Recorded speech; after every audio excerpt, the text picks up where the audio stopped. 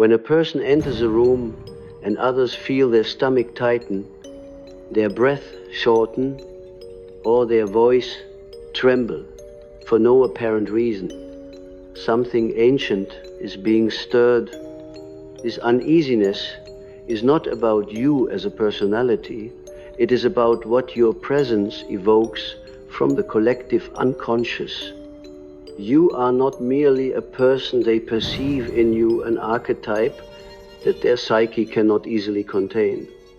The unease they feel is the trembling of their own shadow. Human beings live in layers of consciousness. Most move only within the surface layer, the polite, social, conditioned self that knows how to smile, nod, and fit in. But beneath this thin film lies a vast ocean of instincts, fears, memories, and suppressed desires. The one who has begun to awaken to their deeper self, who has touched the subterranean currents of their psyche, carries an energy that unsettles those still asleep. Your very awareness becomes a mirror that exposes what they have denied. They cannot name it. They might say, you have intense eyes, or there's something about your energy, or even withdraw without knowing why. But what truly occurs is a meeting between two inner worlds, one illuminated by consciousness, the other still ruled by darkness. When light meets darkness, the first reaction is not admiration, it is resistance. Think of the dream where you walk through a house and open a door to a room you never knew existed. You find strange objects, forgotten photographs, maybe even something grotesque. That dream is not about architecture, it is about psyche. The hidden room is a symbol of the unconscious. Now imagine that you, in waking life, are that unopened door for others. The moment they sense you, they feel the key turning in their own hidden locks. The air thickens. The unconscious begins to move, and their body responds with unease. What they feel is the ancient fear of transformation. Every genuine encounter with a person who has met their own darkness threatens to awaken the darkness in others. It is not your words, your look, or your gestures. It is the vibration of integration that the unintegrated cannot yet bear. For most of humanity, the shadow has been exiled for so long that its return feels like death. Yet you, perhaps without knowing it, carry death's fragrance, not the death of the body, but the death of falsehood. The mystics and prophets of old carried this same disturbing power. People loved to listen to them from afar, but rarely dared to stand too close. The closer they came, the more naked they felt. Awareness, like fire, burns illusion first. When you have gone through your own inner fire, when you have wrestled your demons and touched the serpent coiled within you, emanate a heat that others mistake for danger. They do not realize it is purification. In psychological terms, this is the phenomenon of projection. The other person encounters you and unconsciously projects onto you the contents of their own shadow. If they have repressed anger, they feel threatened by you and call you aggressive. If they hide envy, they see you as arrogant. If they deny their sensuality, they accuse you of temptation. You become a canvas for their inner conflicts. Your very being exposes a split within them. The body registers it. as unease, because the soul knows something is being mirrored. It is essential to understand this is not your fault, nor your burden. It is an inevitable reaction when consciousness enters unconscious territory. The serpent does not apologize for shedding its skin, nor should you apologize for your light, but awareness of this dynamic allows compassion. You realize that people are not reacting to you, they are reacting to the echo of themselves that your presence awakens. The moment they step into your presence, the collective mask trembles. They feel a vibration older than language, the tremor of the soul, remembering its own forgotten depths. You may notice their eyes flicker, their tone shift, their laughter become nervous. Some will seek to dominate you, others to please you, some to flee. Each reaction is an archetypal defense mechanism against the encounter with the self.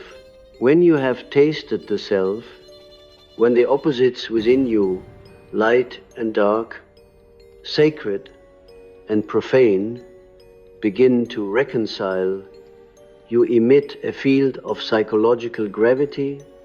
It is not charisma in the worldly sense. It is psychic coherence. People can sense coherence even when they cannot define it. It disturbs them because it reminds them of their own fragmentation. Your stillness, your non-reactivity becomes unbearable to those who survive by reaction. You may wonder, why must it be so lonely to be whole? Because wholeness in a fragmented world is revolutionary. It exposes the game. Imagine you are in a masquerade hall where everyone wears masks. You walk in without one. The others do not rejoice, they panic. Your face becomes a threat to the entire play, for it reveals that there was never a rule requiring masks in the first place. That is why people feel uneasy, not because of who you are, but because your authenticity threatens their adaptation.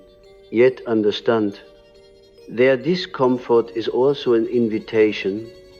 The unease they feel is the soul's first stirring toward integration. It is pain, yes, but also possibility. When they leave your presence, something lingers. Perhaps that night they dream of confronting a stranger, or of being chased through dark corridors, or of standing naked in public. That dream is not random, it is their psyche continuing the conversation your energy began. You are, in a sense, a walking dream symbol, a living archetype, acting out its role in the collective story of awakening. The path of individuation, the journey toward the self, is not a path of comfort. It is a pilgrimage through mirrors. When you embody that path, you become one of those mirrors for others. And mirrors are rarely loved. They are necessary. The unease you evoke is the first step in their initiation, for transformation always begins with dissonance. Think of fire again. Before metal becomes a sword, it resists the flame. The heat that frightens the metal is the same force that will shape its destiny. Likewise, when someone feels uneasy around you, they are standing at the threshold of their own alchemy. Your presence is the furnace. Their ego is the metal. Their shadow, the ore. Something in them senses this and trembles. But you, too, must be vigilant. The moment others project their shadows onto you, the temptation arises to identify with the projection. You may begin to see yourself through their fear, to believe you are intimidating, cursed, or isolated. This is another test of consciousness. To remain the mirror without becoming the image, the enlightened person is one who can stand amidst others' projections and not lose their reflection of truth. Do not dim your light to soothe their darkness. Instead, hold the tension. True compassion is not soft. It is fierce presence. To remain yourself, fully and calmly, while others' shadows dance around you, is the highest service you can render. You become a silent exorcist, not by rituals, but by being in dreams. When the dreamer finally turns toward the pursuing monster, the nightmare dissolves. The monster was the dreamer's own unlived power. So it is in life. You are the turning point for others. When they step into your presence, something in them begins to turn, however slightly, toward the darkness. They once fled. They feel uneasy because they are on the verge of meeting themselves. And perhaps you have felt the same toward others before, toward those who carried a greater light than yours at the time. Remember how you once resisted, judged, or withdrew from someone simply because their freedom confronted your chains. The same drama repeats endlessly in the human theater. We are each both the awakener and the awakened, the mirror and the mirrored. So when people feel uneasy, the moment they meet you, do not take pride nor offense. See it as a sacred phenomenon, a psychological earthquake signaling the birth of greater consciousness. Something in them has recognized something in you that words cannot define. It is the recognition of the self meeting itself across two vessels. The more you integrate, the less you will need to explain. Your silence will speak. Your eyes will convey the calm of one who has seen both heaven and hell and found them within. People will feel it. Some will flee. Others will stay. Those who stay are ready for truth. Those who flee are preparing for it. Both are necessary. The path of individuation is not about making people comfortable. It is about awakening humanity from comfort's illusion. Your aura, heavy, with symbols, dreams, and unspoken knowing, disrupts their collective trance, and though they may not thank you, the soul within them does, for it recognizes in you the possibility of wholeness, the memory of the garden before the fall. There exists a peculiar current between souls, invisible yet undeniable, an energy that flows not through words but through being. You have felt it, a subtle trembling in the atmosphere when someone enters the room, a field that rearranges itself without consent. To the ordinary mind, this is nothing but intuition, chemistry, or mood. But in truth, it is a psychic transaction, an ancient language, older than the spoken tongue. When you begin to awaken, this field intensifies, and others feel it before they understand it. The psyche recognizes energy before it recognizes form. That is why a dog senses fear, why a child feels danger without proof. Why an empath feels sorrow that is not their own. When a person approaches you and their body stiffens, they are encountering not your physical shape, but your psychic signature.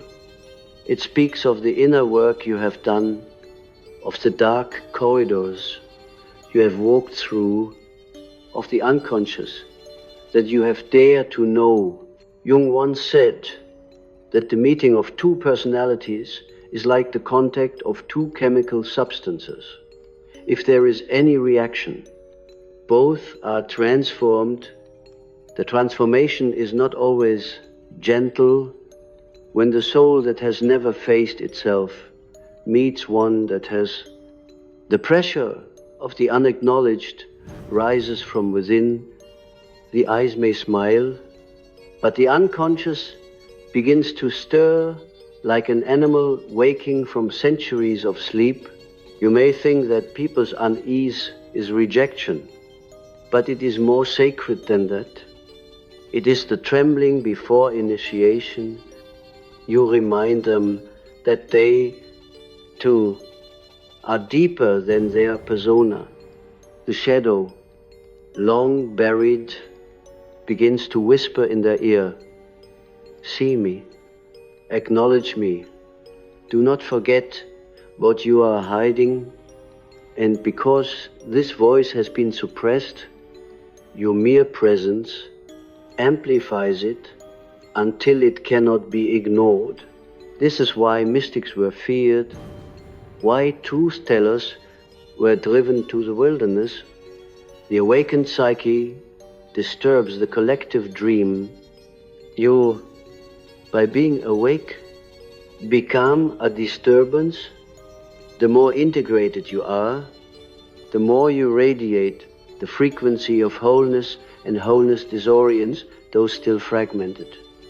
They feel uneasy because the unconscious seeks equilibrium, and in your presence, their psychic imbalance becomes visible in dreams. Such moments are symbolized by floods, earthquakes, or sudden winds, forces that shake the stability of the known world. Those who dream of water rising are those whose unconscious is demanding recognition.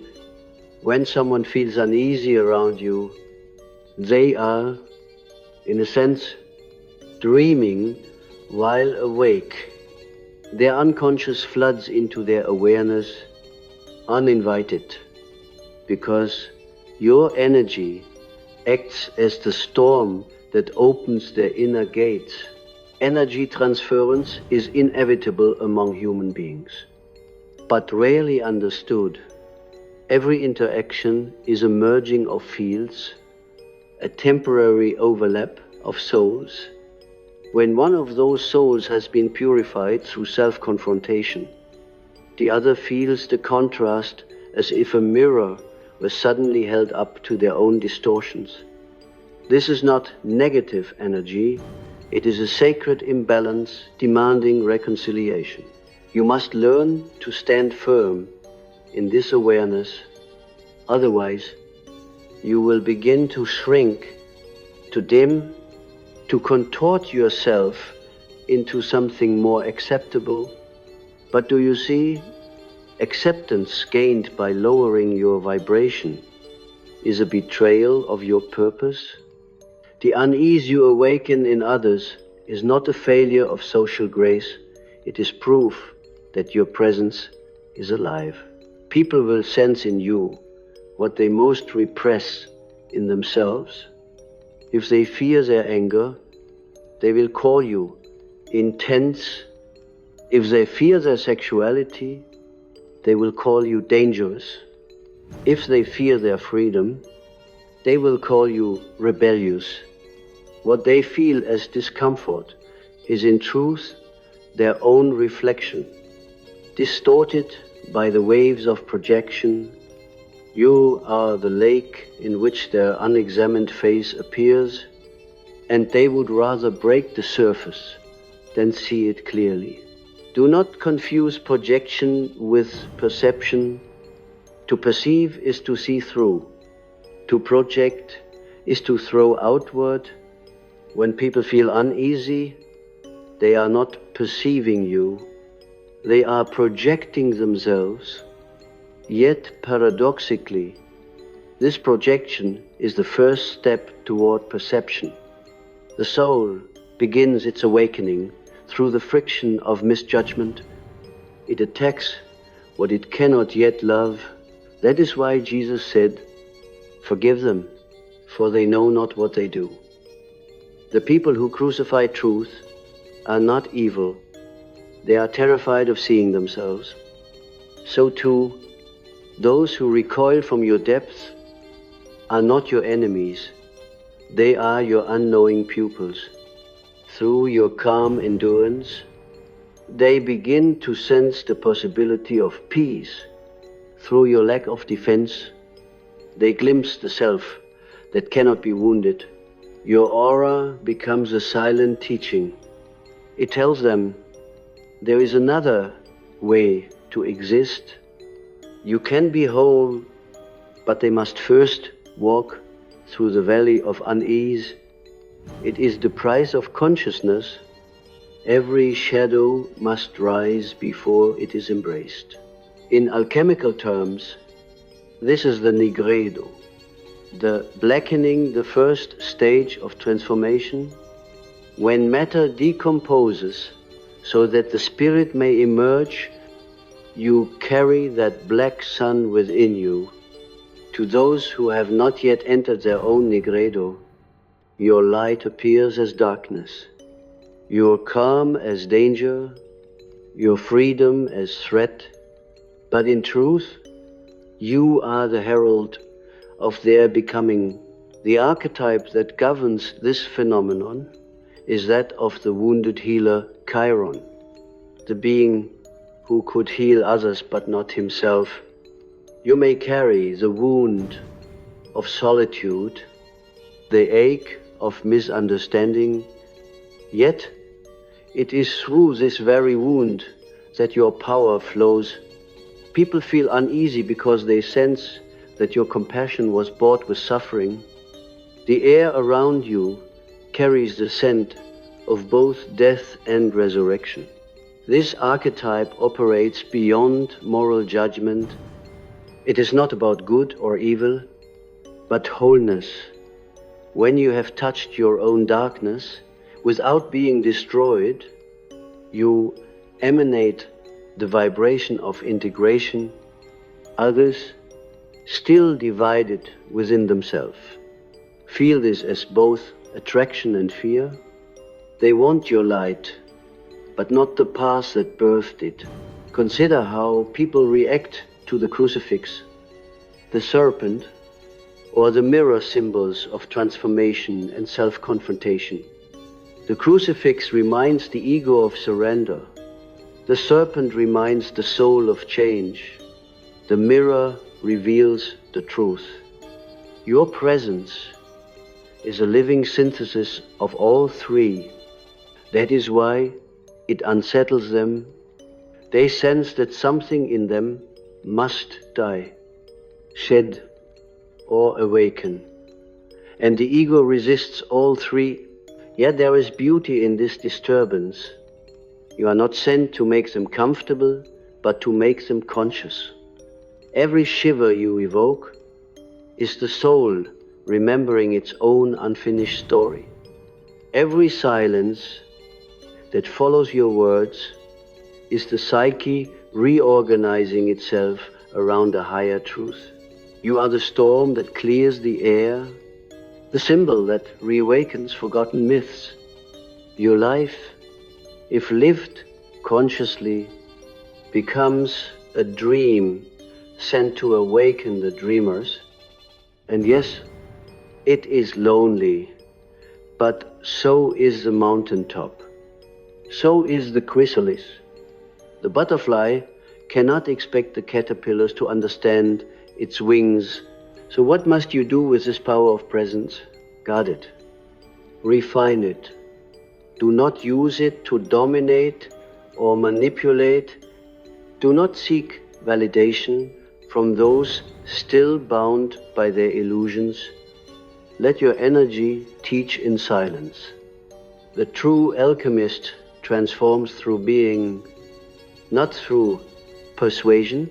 In time, those who once felt uneasy will begin to feel peace in your presence.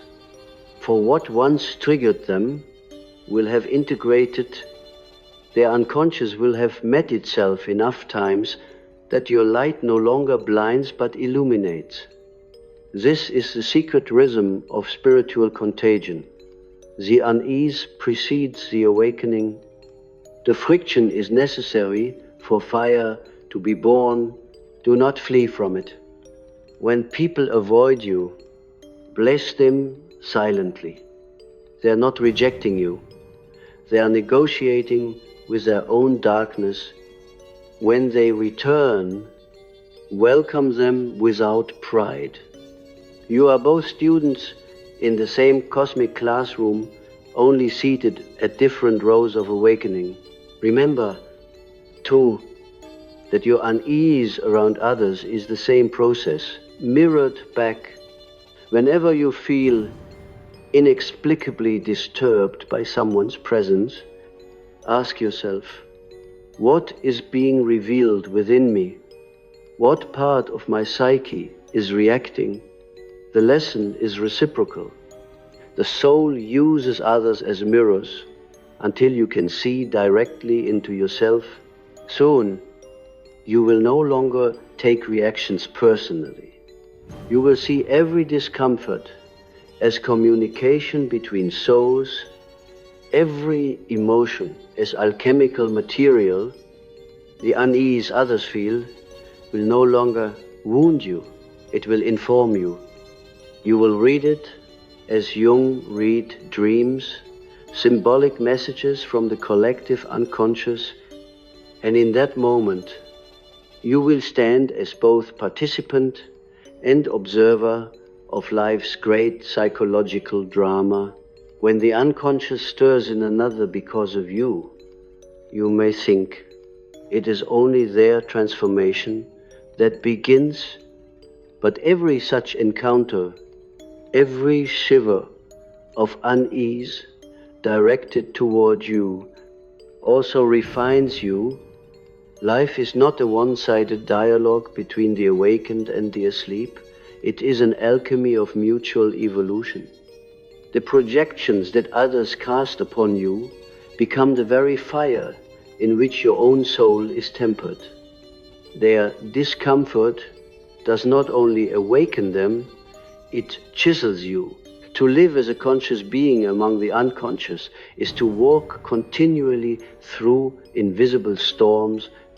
Each reaction to your presence, a glare, a tremor, a sudden withdrawal, is like the wind reshaping the stone of your inner temple.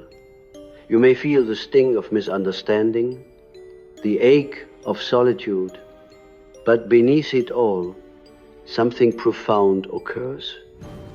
You are learning to transmute human energy. The more others react, the more you learn how energy moves, how it attaches, how it reveals the hidden geometry of the psyche. Jung called this process transference when it occurred in the analytic chamber. But outside the clinic, it is simply life unfolding its sacred experiment. The world itself becomes your patient, and you, by existing consciously, become the analyst. You do not interpret with words, you interpret with presence. Every person who feels uneasy around you is, unknowingly, entering a silent session. They project, resist, and reveal, and through them, you perceive the collective condition of humanity, afraid of its own depths, longing for the light it denies. But beware, the shadow of the healer is pride. The ego tasting the influence it has on others, begins to secretly delight in it. You must not become intoxicated by your impact. The moment you do, your presence becomes corrupted by hunger, and what once purified will now dominate. The true healer remains transparent, allowing the divine intelligence to flow through them without ownership. You are not the light, you are its window.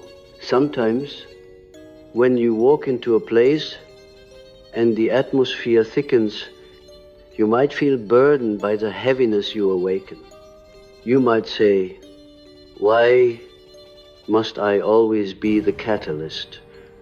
Why can I not simply blend in?" Yet to blend in would be to betray your calling. Consciousness is not meant to sleep. You are the bridge between visible and invisible worlds, and bridges are meant to be walked upon.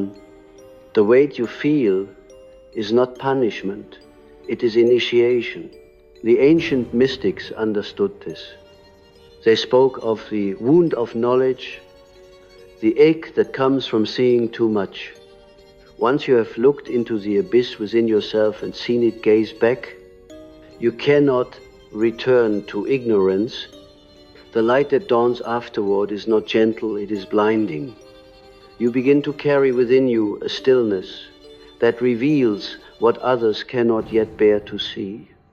The world senses this and calls it mystery, but what it truly feels is truth without disguise. The alchemy of projection works both ways. The unease others feel toward you is also a mirror of what remains unintegrated within you. If you attract hostility, look for the fragment in yourself that still resists peace. If you evoke awe, examine the part of you that still seeks validation. The external reaction is an oracle. The psyche never wastes energy. Every echo serves your individuation.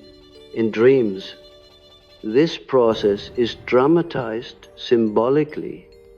The dreamer often encounters figures that provoke fear or fascination: monsters, lovers, gods, or strangers. Each one carries a piece of the dreamer's psyche, seeking integration.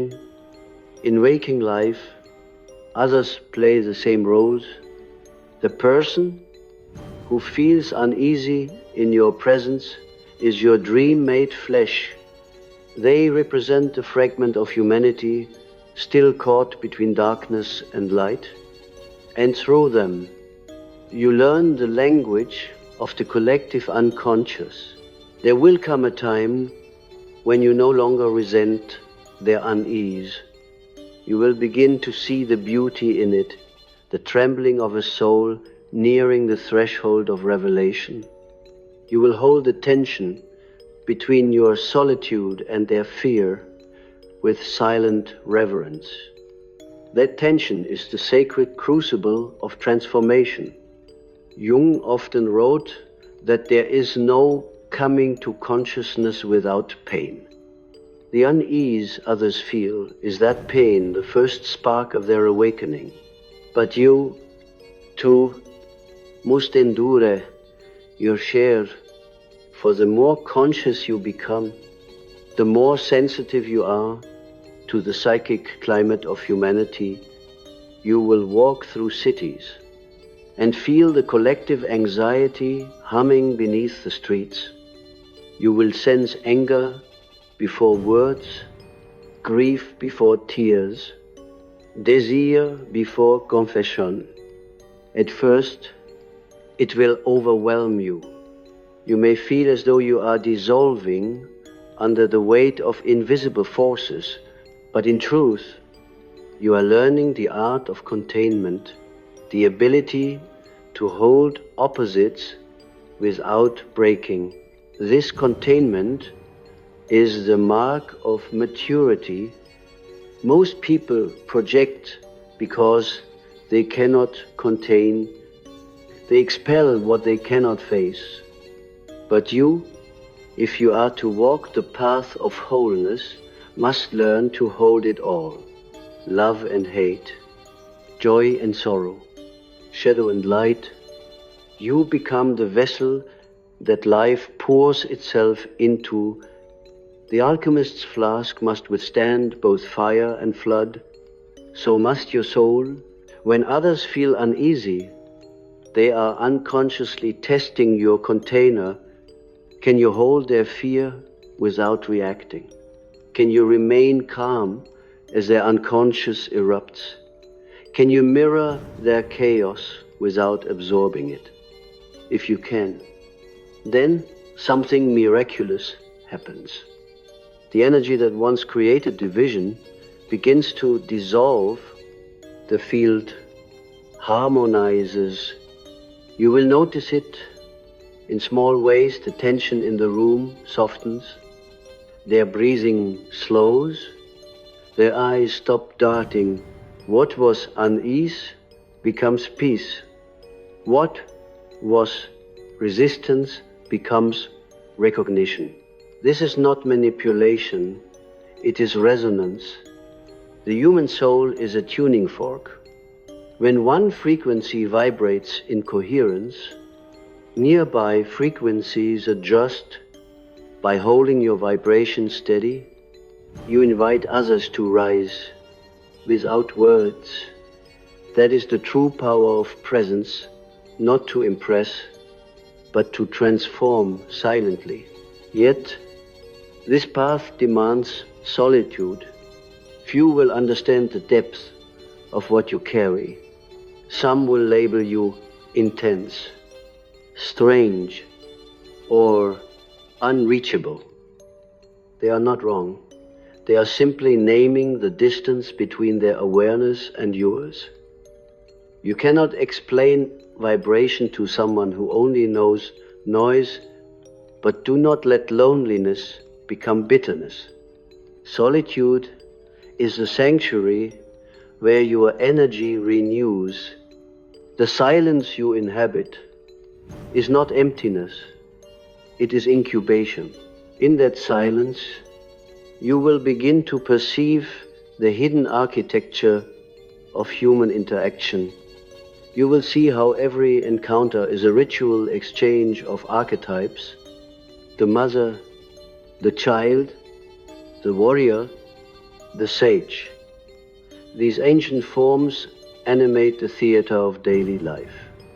You will see that when people feel uneasy, it is often because the archetype you embody awakens the one they have neglected. If you carry the archetype of the sage, the fool feels threatened. If you carry the lover, the ascetic feels exposed. If you carry the rebel, the conformist trembles. Archetypes are not roles we choose. They are forces that choose us. They rise from the collective unconscious like gods, demanding expression.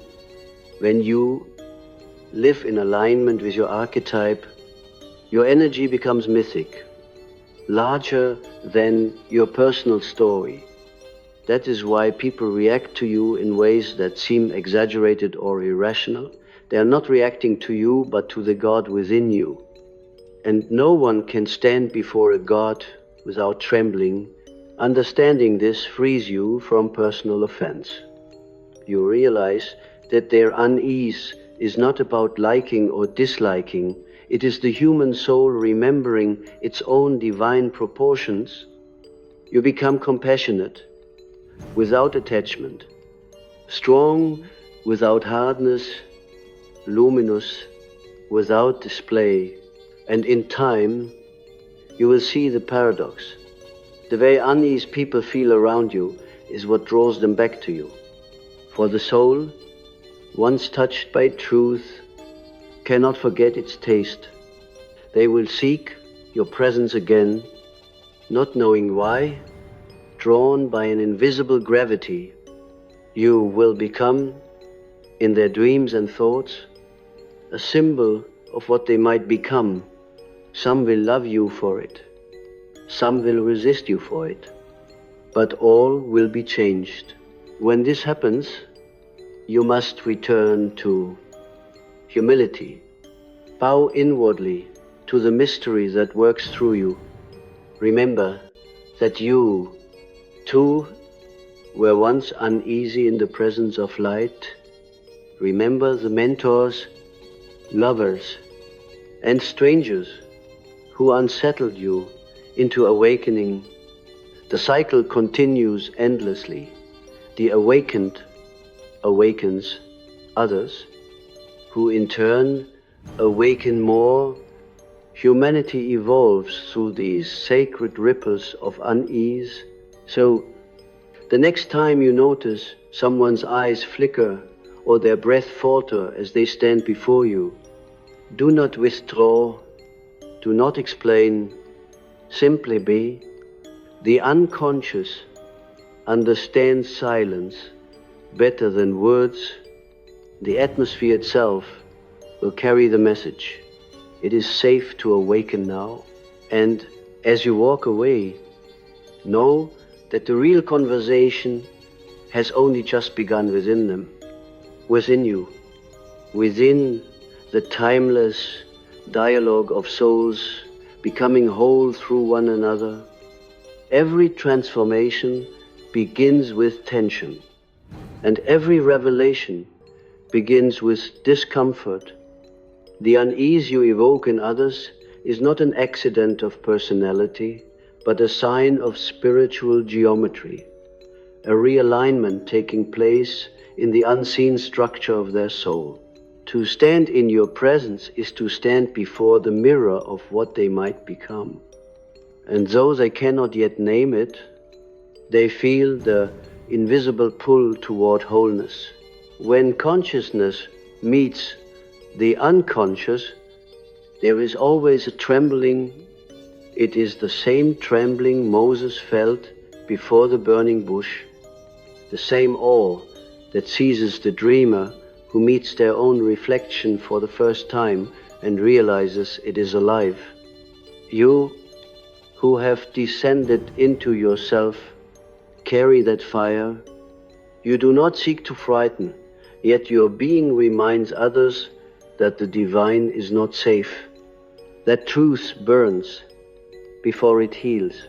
The psyche fears nothing more than exposure, and yet exposure is grace. Every time someone feels uneasy near you, something within them is being stripped of disguise. Their persona, that fragile mask carefully built to win approval, begins to crack. The child within them, long hidden beneath layers of adaptation, peers out. It remembers that once it, too, was whole, fearless, and radiant. And for a fleeting moment, they glimpse what it feels like to be real again.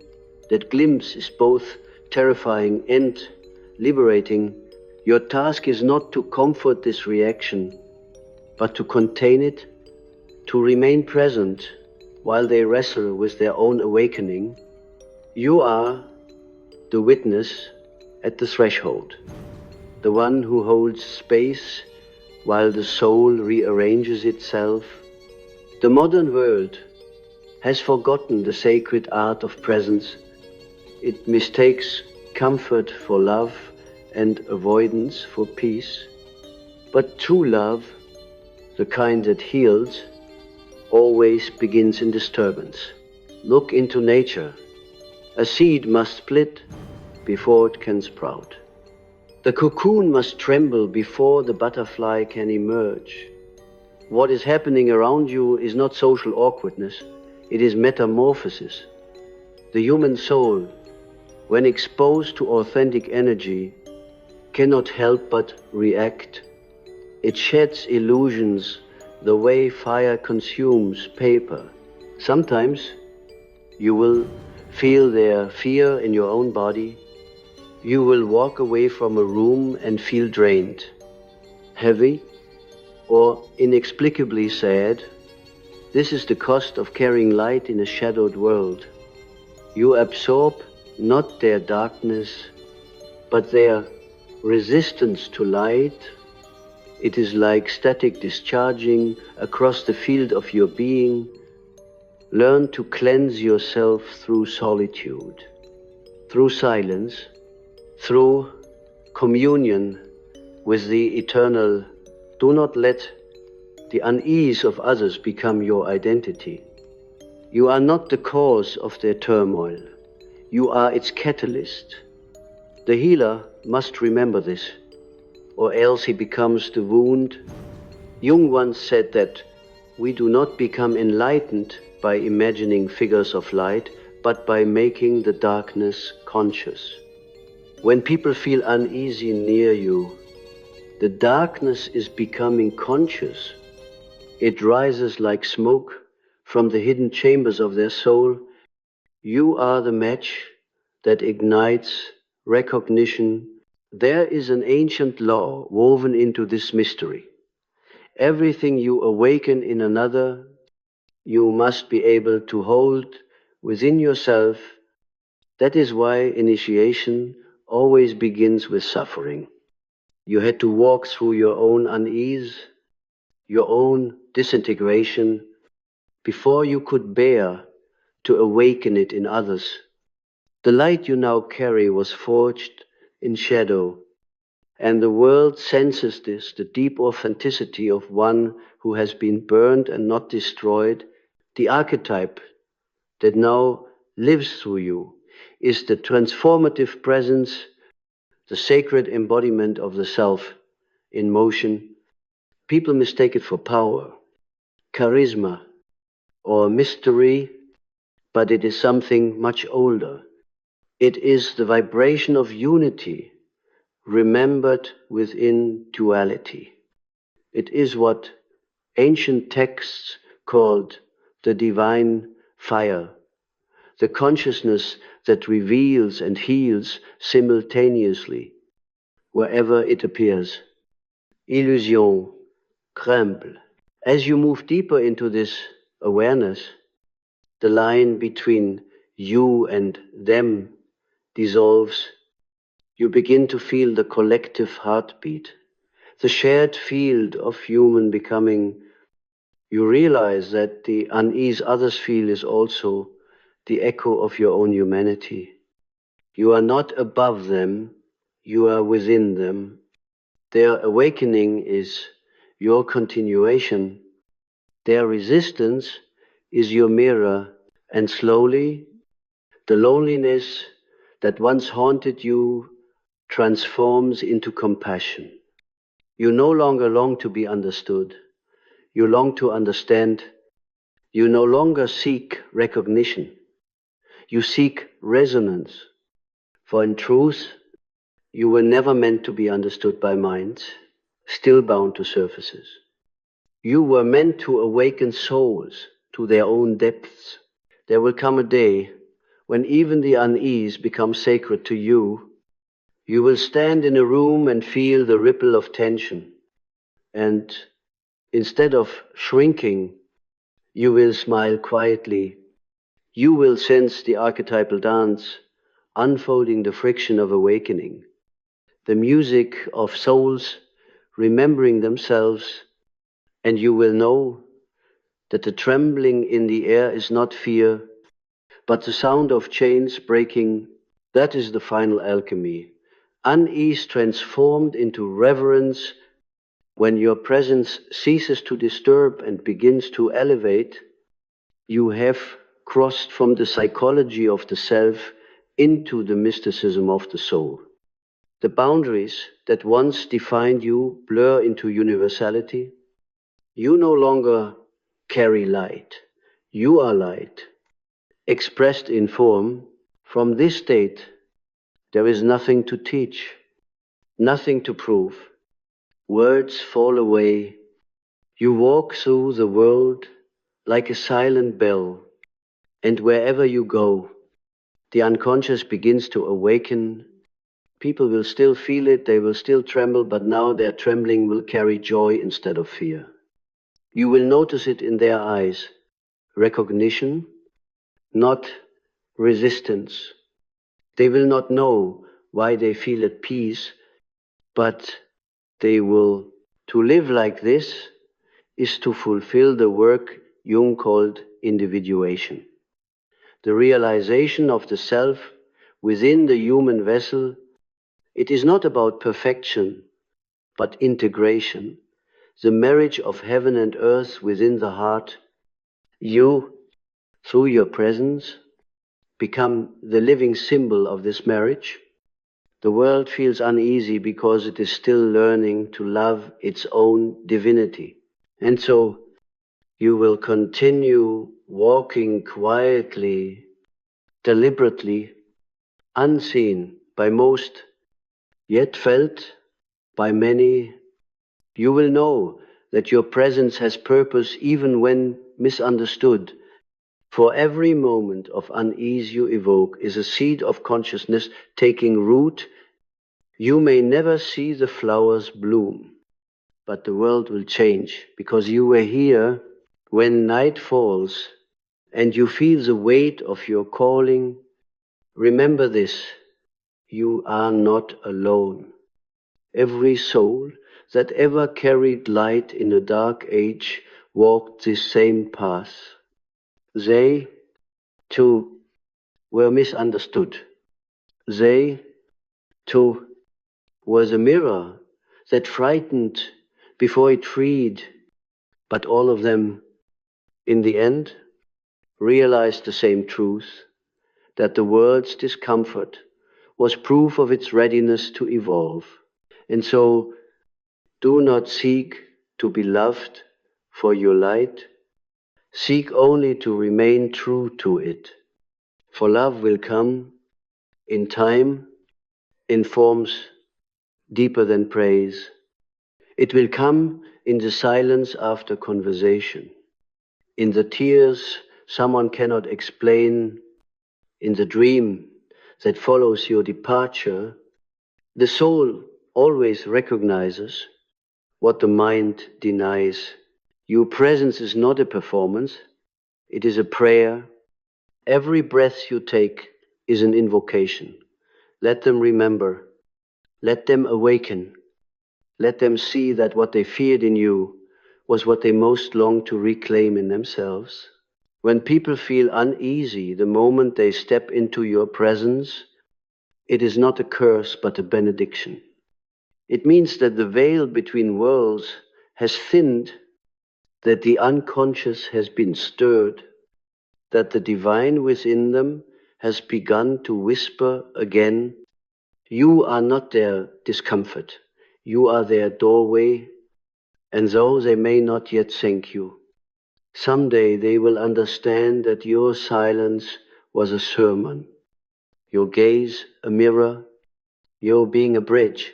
So walk gently, radiant one, carry your fire with humility. Let it burn not to destroy, but to illuminate. And when the world trembles in your presence, bow inwardly and whisper to the trembling soul before you, do not be afraid. It is only yourself you are meeting.